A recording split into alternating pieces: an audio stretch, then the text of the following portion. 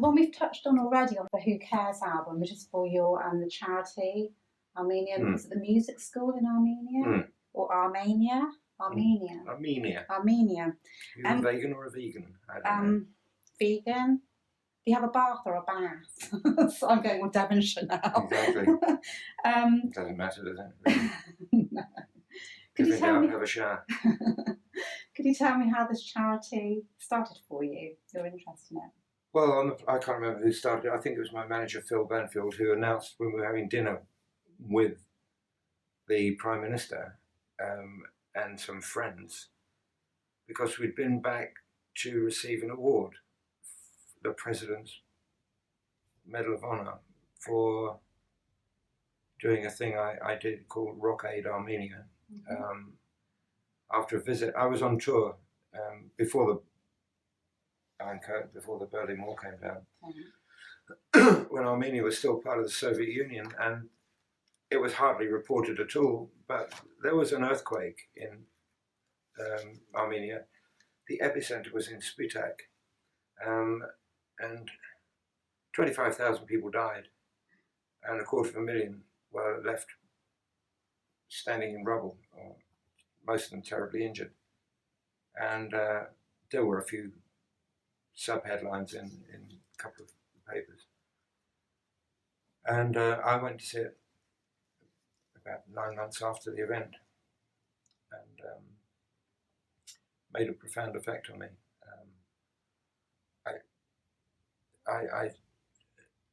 I saw some terrible things, and so I wanted to make a contribution to whatever they did. I couldn't do anything personally or physically, and the only aid they seemed to have at the time was a bunch of tents that the Italians had supplied. And I think the Brits had given them some food packs and clothes packs. But apart from that, there didn't seem to be much. They were still set up amongst rubble and rocks. They did have water, and they did have food, and they did have shelter. It was very basic. But you can see their eyes were all glazed. I mean, it was a year after. And the mayor told me in Spitak, in Gyumri, which is where the school was, in a nearby village, that for a year now they'd had no music. They had no music on the radio.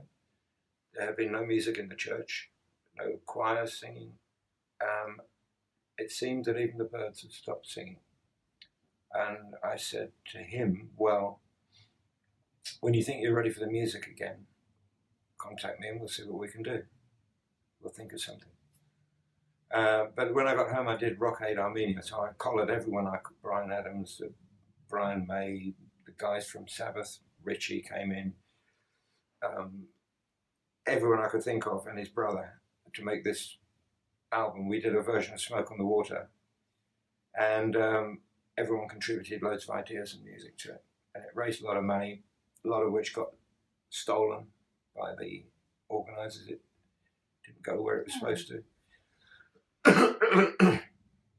Some of it did, but like a lot of these things, money half the time goes missing anyway. Yeah. You look at all the charities and see, where did that money go? I've got so many stories of money going missing and where and how.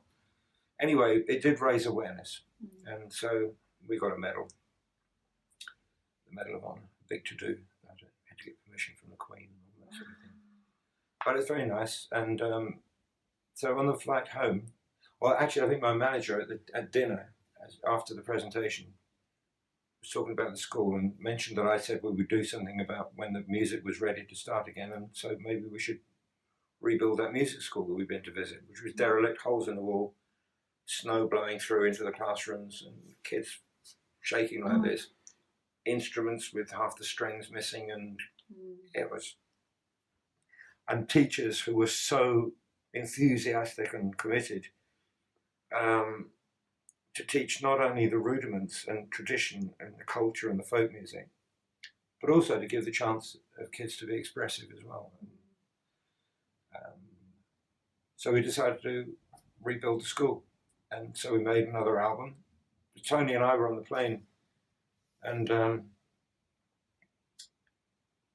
so that's when I came up with the idea of the title, Who Cares, which I thought was a good name for an ad hoc band. and an ad hoc charity. So we did it, and we had lots of help, and eventually it opened over a year or so later, completely rebuilt, brand new. Guy in Canada, Tim, Chris, supplied a container load of instruments, guitars, drums, flutes, orchestral instruments, enough for a whole orchestra, pianos, Wonderful. all the little bits as well, sticks, strings, plectrums, and music stands, the important things that people always forget. And then we dedicated the piano room to be the John Lord music room. Lovely.